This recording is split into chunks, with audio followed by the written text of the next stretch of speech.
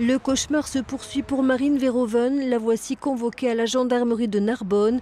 Après 2 ans de bataille judiciaire, elle refuse que son enfant de 4 ans soit expulsé chez son père au Japon, avec la menace de ne plus le revoir.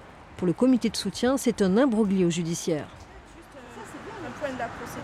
Il porte plainte pour non-restitution d'enfant alors qu'il avait fait des emails et des traces comme quoi il acceptait que l'enfant reste en France avec elle au départ, à multiples reprises. Ensuite, la cassation casse le jugement. C'est renvoyé normalement en appel à Toulouse pour que la décision de la cassation soit validée. Et là, on va à l'inverse et on ignore la cassation. C'est vraiment kafkaïen, quoi. Du début à la fin, on ne comprend pas. Marine Verhoeven accuse son mari nippon de violence conjugale. Voilà la raison de son retour en France il y a 2 ans. À la sortie de la gendarmerie, rien ne semble réglé, bien au contraire. On vous a confirmé le renvoi de Louis au Japon ?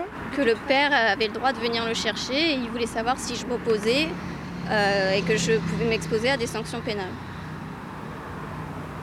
Et j'ai dû signer un papier pour dire que non, si j'ai pas le choix...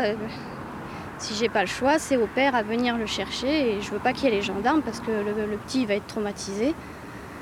Et il m'a dit vous avez le temps de le préparer. On ne prépare pas un enfant à partir. Qu'est-ce que vous craignez aujourd'hui s'il part là-bas ? De plus jamais le revoir. Enfin bon, moi je refuse d'y croire, quoi, et on va continuer à se battre. Enfin, c'est pas normal, quoi. C'est pas possible, oui, voilà.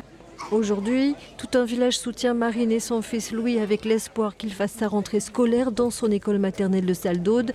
Une pétition circule sur les réseaux sociaux. Des lettres de soutien continuent à être envoyées au président de la République.